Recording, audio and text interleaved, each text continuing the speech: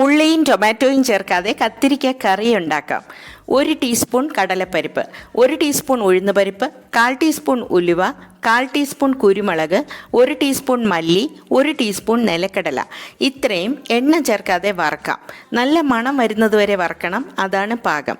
ഇനി കറിവേപ്പില, 2 table spoon തേങ്ങയും ചേർത്ത് ഒന്നുകൂടെ വറുത്തിട്ട് തണുക്കാനായി മാറ്റിവെക്കാം. ഈ കൂട്ട് തരിതരിപ്പായി പൊടിച്ച് മാറ്റിവെക്കാം, അതവിടെ ഇരിക്കട്ടെ. ഇനി 1 ടേബിൾ സ്പൂൺ വെളിച്ചെണ്ണ ചൂടാക്കി കടുക് പൊട്ടിക്കാം. 200 ഗ്രാം കത്തിരിക്ക സ്ക്വയർ പീസസായി മുറിച്ച് ചേർക്കണം.